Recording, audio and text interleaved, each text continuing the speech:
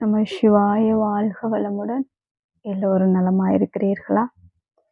அதாவது பார்த்தீங்கன்னா, நான் உங்களுக்கு வாசி பயிற்சி கொடுத்துருப்பேன். இங்கே மூச்சு இங்கே இழுக்கிறது, அது வந்து நம்ம வாசி பயிற்சின்னு சொல்ல வேண்டாம்.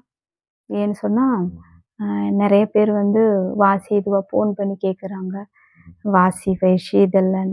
சரி, நம்ம அதை விட்டுடலாம்.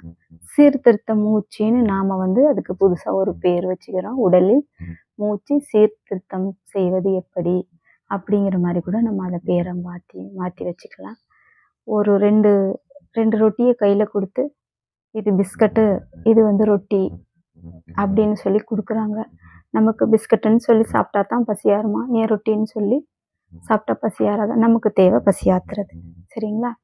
அதனால் நம்ம ரொட்டின்னு சொன்னோன்னா, பிஸ்கட்னு சொன்னோன்னா நம்ம வந்து சீர்திருத்த மூச்சுன்னு நம்ம சொல்லிக்குவோம். இனி யாரும் நம்மக்கிட்ட வாக்குவாதம் பண்ண மாட்டாங்க, கேட்க மாட்டாங்க. நாம் அந்த பேரை விட்டுடலாம். சரிங்களா? நமச்சிவாயா. அப்புறம் வாசினா என்னங்கிறதையும் உங்களுக்கு சொல்லிடுறேன். வாசினா வந்து ஆத்ம திருப்தியான மூச்சு. பார்த்துட்டிங்களா? அது வந்து ஒரு ஆத்ம திருப்தியான மூச்சுன்னா அது யாருக்கு ஓடும்னா, ஒரு சாதனையாளருக்கு ஓடும். அந்த ரொம்ப வருஷமாக சாதிக்க முடியாமல் ஒரு விஷயத்த சாதிச்சிருப்பாங்க, வருஷ கணக்கு முடித்து. அவங்க அந்த விஷயத்த சாதித்ததுக்கப்புறம் ஆகாயத்தை பார்த்து ஒரு திருப்திகரமான உள்நோக்கி ஒரு மூச்சு இழுப்பாங்க பாருங்க, ஜென்ம திருப்திகரமான மூச்சு. அதுதான் வந்து வாசி. இந்த வாசியே அதுதான். ஏன் அது மனிதர்களுக்கு ஓட மாட்டேங்குன்னா, மனிதர்களுக்கு ஆசை உள்ளது.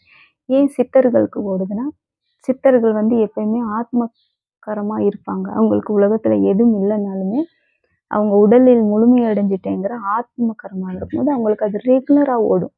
குழந்தைங்களுக்கு வந்து சாதனை எண்ணங்கள், வேறு எண்ணங்கள் எதுவும் இருக்காது. அது பார்த்தா பிறந்திருக்கும் பூமியில். அதனால அதுக்கு அந்த வாசி ஓடும். வாசியோட விரிவாக்கம் இந்த மாதிரி தான். இதுக்கப்புறம் எனக்கு அவர்கள் கற்றுக் கொடுக்கவில்லை. அதுக்கப்புறம் வேற யாரும் கற்றுக்கிட்டா அது எனக்கு தெரியாது. அது வந்து இடக்கலையும் இல்லை, பெண்கலையும் இல்லை. ஒரு இதமான சுகமான காற்று மூச்சு. அது வந்து இங்கேருந்து வராது, 5 பஞ்சபூதத்திலேருந்து சக்தியிலேருந்து வர்றது காற்று. அது வந்து மேல் நோக்கி நம்ம அது என்ன சொல்லுவாங்க, அந்த கேலக்ஷா என்னமோ சொல்லுவாங்க, அது பேர் என்னன்னு தெரியல, ஆகாய உலகம்னு சொல்லுவாங்க. அதிலிருந்து அந்த ஆத்மகரம் கொள்ளும்போது அந்த மூச்சு அங்கேருந்து இழுக்கும். இப்போ நாம் அதுதான் வாசி. நம்ம சிவாய. இப்போ நம்ம என்ன பண்ணுவோம், வாசின்னு வைக்க வேண்டாம், வாக்குவாதத்துக்கு வருவாங்க. சீர்திருத்த மூச்சுன்னு நம்ம வச்சுக்குவோம். இப்போ நம்ம சீர்திருத்த மூச்சு எப்படி செய்வது அப்படின்னு சொன்னோம்னா, இது யாரும் கேள்வி கேட்க மாட்டாங்க. நம்ம சிவாய. இப்போ நான் சொல்லியிருந்தேன்ல, இந்த மூச்சை கொண்டு போய் இங்கே நிறுத்தணும் அப்படின்னு. இப்போ நான் உங்களுக்கு ஒரு பயிற்சி தரேன் சாமி. அதாவது பார்த்துட்டிங்கன்னா, இப்போ அந்த பயிற்சியை நான் செய்கிறேன். எனக்கு எவ்வளோ ஆற்றல் வருதுங்கிறத நீங்கள் உணர்ந்து பாருங்கள். இது வந்து ஒரு பயிற்சி, சின்ன பயிற்சி தான், தவமெல்லாம் இல்லை. இந்த மூக்கு இருக்குது பாருங்க, இந்த மூக்குல 2 சைடு காற்றையும் இப்படி ஒருங்கிணைச்சு இந்த உச்சி இந்த இடத்துக்கு கொண்டு போகணும். இந்த கண்ணுக்குள்ள இருக்க ஆற்றலையும் இங்கே கொண்டு போகணும். அதாவது நாலும் இந்த இடத்துல நிற்கணும். இந்த இடத்துல ஒரு ஆற்றல் உருவாகும். கையை இந்த மாதிரி வச்சுக்கோங்க. இது மேலே பார்த்த மேனிக்கு இந்த இடத்துல ஆற்றல் உருவாக்குங்க. இங்கே பாருங்க, நான் உருவாக்குறேன்.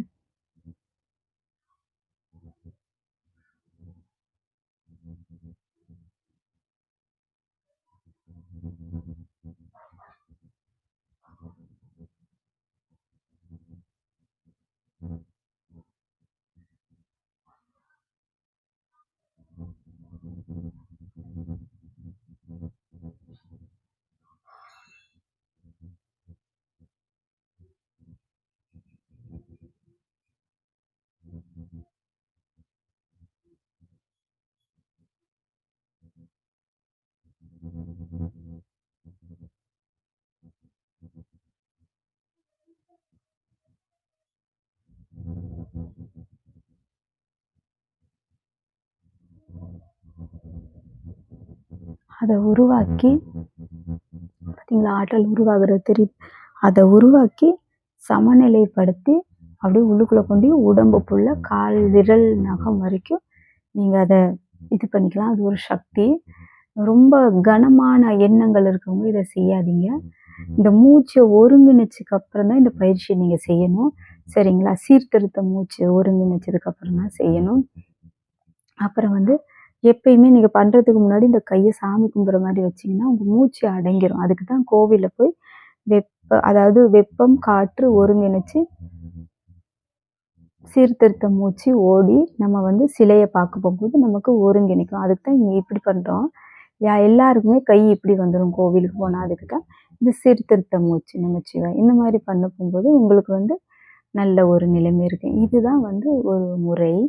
அப்புறம் பார்த்துட்டீங்கன்னா, இன்னும் ஒரே ஒரு பயிற்சி சொல்றேன். இந்த சுழற்சி பண்ணுங்க இந்த காற்ற. இந்த சுழற்சி பண்ணி இந்த இடத்துல 2 பார்வையும் பார்த்தீங்கன்னா, இந்த காற்று ஒருங்கிணைக்கும். இத வந்து உள்நோக்கி இழுத்து உடம்பு ஃபுல்லா பாருங்க. அது ஜில்னஸ் வரும். இப்படி உடம்பு ஃபுல்லா பரப்புங்க. இப்ப இந்த மாரி பரப்பும்போது உங்களுக்கு வந்து ரொம்ப உடல் நன்மையா இருக்கும். இங்க வந்து பார்த்துட்டீங்கன்னா, முதல்ல வந்து நிறைய பேருக்கு வந்து கேட்கும் திறன், பார்க்கும் திறன் தான் இருக்கு. அத வச்சு நம்புவீங்க. முதல்ல வந்து நமக்கு சிந்திக்கும் திறன் வேணும். இது உண்மையா? பொய்யா? அப்படிங்கிற சிந்திக்கும் திறன் இருந்தா தான் நம்ம வந்து அத வந்து இருக்க முடியும். நமச்சிவாய வாழ்க வளமுடன். அதாவது பார்த்தீங்கன்னா, ஒருத்தவங்க வர்றீங்க, உங்களுக்கு பிடிக்கலன்னா வேற வகுப்பு போய்க்கலாம். ஏன்னு சொல்லவா? இங்க வந்து சரியா எதுவுமே உங்களுக்கு சரியா இல்லாதனால தானே வகுப்பு பார்க்குறீங்க. இது நமக்கு நல்லா இருந்தா நம்ம பண்ணுவோம். நல்லா இல்லன்னா வேற வகுப்புக்கு போயிருவோம். இப்படிதான் பண்ணணும். அது ஆத்ம திருப்திகரமா இருந்தா தான் அந்த வகுப்புல இருக்கணும். அதுக்காக நம்ம கேள்விகள் கேட்கக்கூடாது, பேசக்கூடாது. நமக்கு பிடிக்கலன்னா விட்டுறணும். அவ்வளோதான். இங்க யாரும் கட்டாயப்படுத்த போறதில்ல நமச்சிவாய. அதாவது நமக்கு இது மனசுக்கு நல்லா இருக்கு. நீங்கலாம் வந்து உடல் பயிற்சி எங்கெங்கேயோ போயிருக்கீங்க. சரி வரலன்னு தானே இந்த யூடியூபும் பயிற்சிகள பார்க்குறீங்க. ஒரு மனிதன் இந்த உடலுக்குள்ள போய் உடல் பயிற்சி செய்யலனாலே உடல் நல்லா இருக்கும் தெரியுங்களா? சராசரிமா சந்தோஷமா குடும்பத்துல வாழ்ந்துட்டு, அவங்க சொல்ற பேச்ச கேட்டுட்டு, எல்லாருமே நல்ல சந்தோஷமா வெளிய போக, வர, கோயிலுக்கு போக, நம்ம சொந்தங்களோட இருக்கும்போது இதெல்லாம் நமக்கு தேவையில்ல.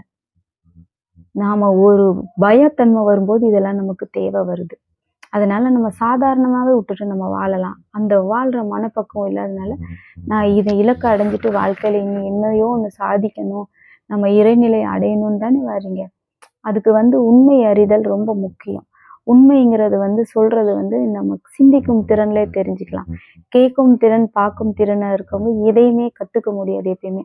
அவங்க இதுக்கு அடுத்து அடுத்த பாடத்த படிக்க போய்க்கிட்டு இருப்பாங்க. அவங்களுக்கு வந்து அது ஒரு திருப்திகரமாவே இருக்காது. இல்லங்கும்போது.